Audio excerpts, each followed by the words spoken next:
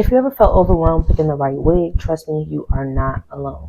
Hey, my name is Taya. I'm the owner of Silk Obsession Extensions, and I am a wig maker. I've been a wig maker for 5 years.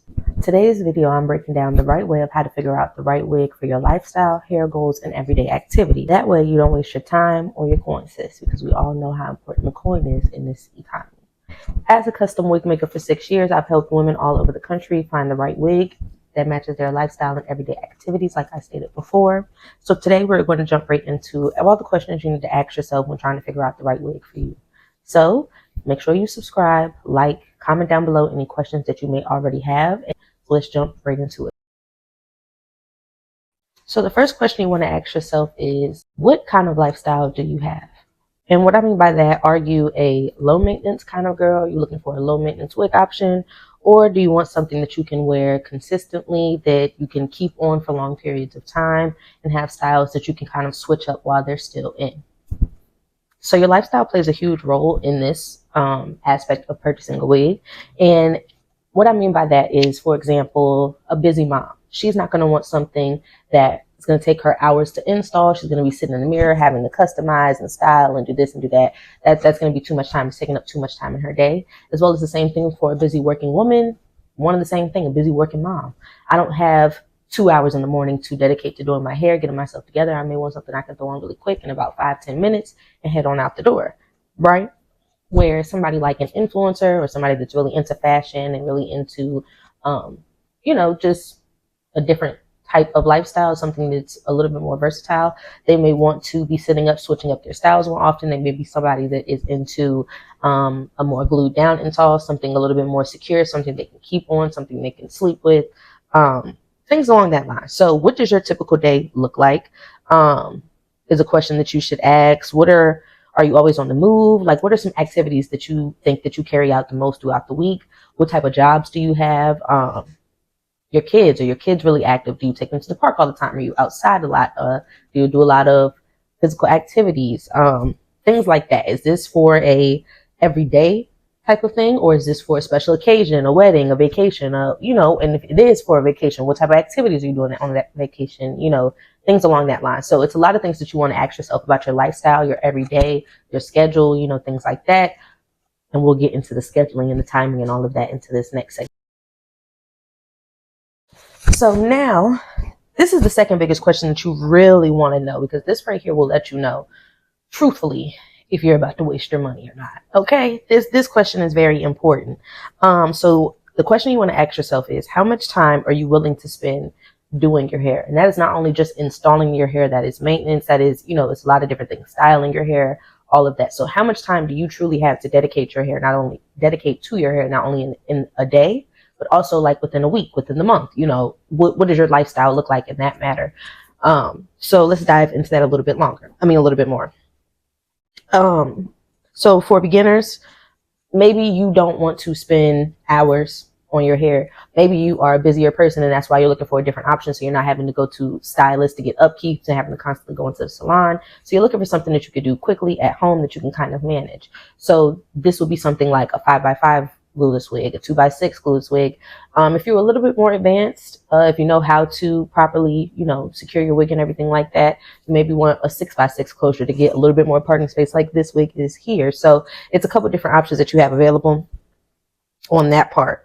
Maybe even a headband wig if you're just looking for something to throw on really quick and head out the door to run some errands. So things like that are easy for you to install quickly, take off quickly.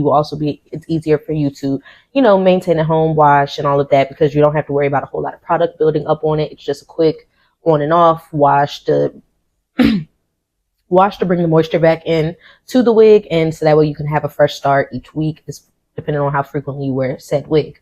For a high maintenance option, which would be like a lace frontal, something that's laid down full lace, 360 lace, things along that line, mainly using adhesive. That is kind of a more high maintenance option. It's going to require more upkeep. That's going to require you going to get maintenance done. That's going to require, when you wash the wig, it's going to take a little bit more time to wash the wig and properly take care of it. So that is going to require a lot more. I keep saying require, but it does.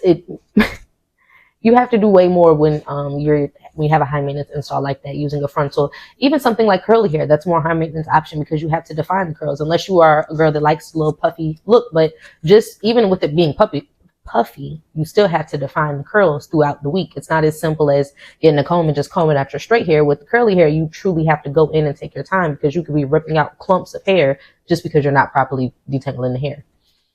So it really just depends. Also, a bonus option is ready to wear wigs. That cuts down on a lot of the time. Instead of you constantly having to buy a wig that you need to figure out how to customize, figure out how to style. When you buy a ready to wear wig, it already comes, when you buy our ready to wear wigs from Silk Obsession, it already comes fully customized with a naturally pre-plucked hairline, comes ready to wear. We wash and deep condition it before we even send it out to you. It's already styled, layers, however it is styled on the website. So everything is already done for you. So then whenever it's time for you to go ahead and wash your wig, you wash the wig. We also provide you with care tips.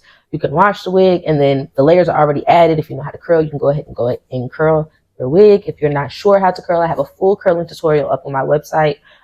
If you were interested in that, I'll have that link down below. So it's a lot of options out there, and it's half the work on you at that point, because you don't have to worry about trying to figure out how to watch a bunch of YouTube tutorials and learn what the girls are doing and try to mimic the stuff that you have no idea how you're doing. Now you done messed up this wig that you spent all this money on for no reason. So that's that. It just makes it easier on you. Okay.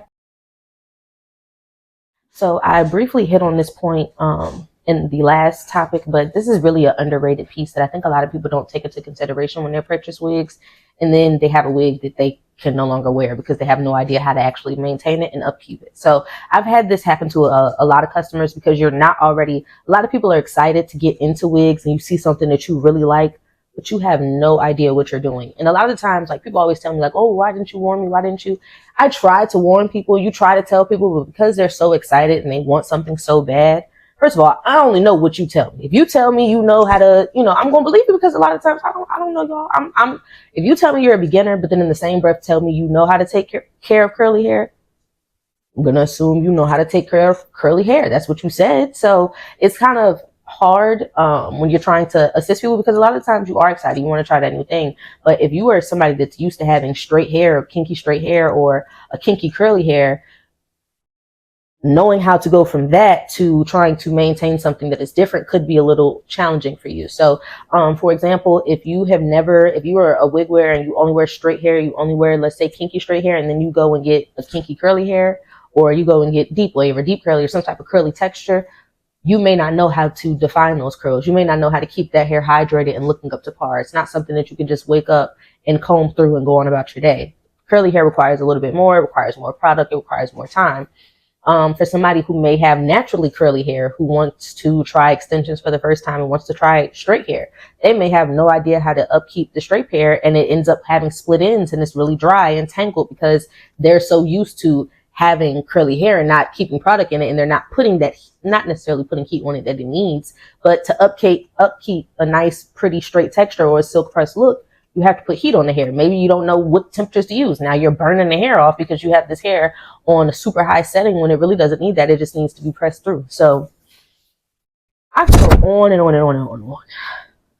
So much we could talk about, but I kind of want to just do brief points. So that's kind of what it is. So like, if you're looking for a more polished look, you will want to do something that is straight or body wave, or even like for my natural girls, if you want something, if you don't want to personally put heat on your hair, you can get a kinky straight texture or a yaki straight texture. Those are nice for a polished straight look. Like, this is body wave hair. For example, if you are looking for something that is more natural, curly, more textured, I would go with the deep curly, deep wavy.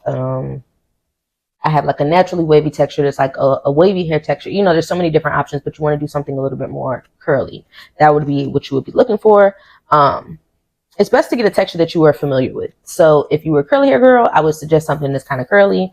If you were a straight girl, something straight. So that's pretty much that on that. Just do something that you're familiar with, something that you will be comfortable with. And then if you are a beginner, you've never had any of these things before, get something that matches your natural hair texture, and then branch your way out from there. Don't just jump in the deep end, because then you start wasting money and now you hate wigs and you'll never wear a wig again, but it's just because you didn't know how to properly maintain that wig.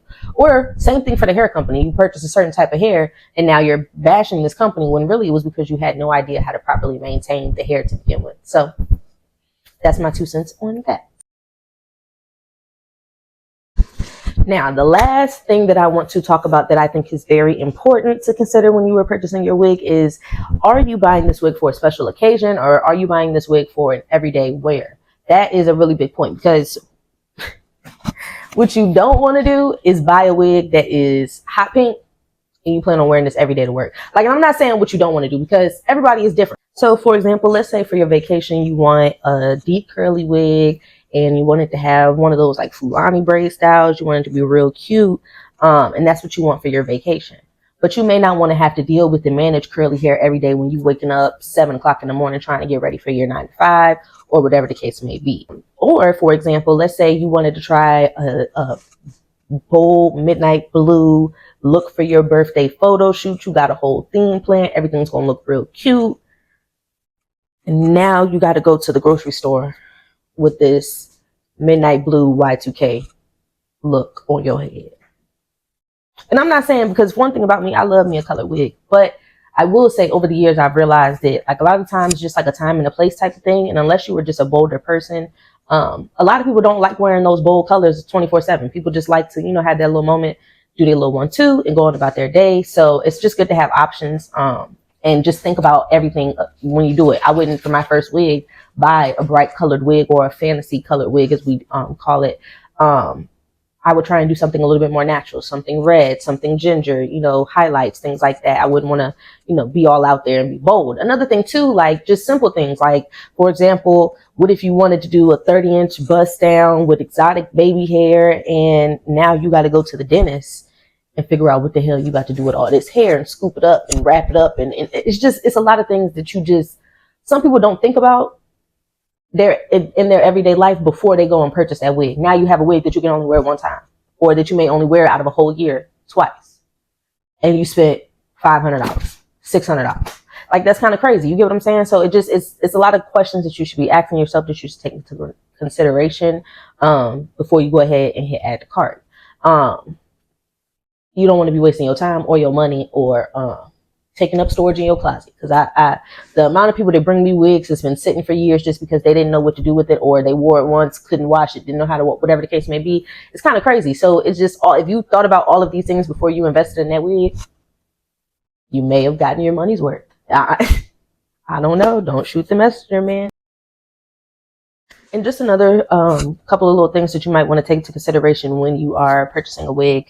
You always want to double check and make sure that there is cap sizes. If you are purchasing from me, of course, we always have cap sizes available. If you are purchasing a custom wig, we make it custom made specifically for your head, Buki. So it will always fit, unless you like grow locks or something like that.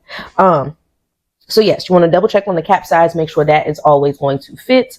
You also want to take into account reviews if you are ordering off these websites, or just for other vendors and wig makers in general.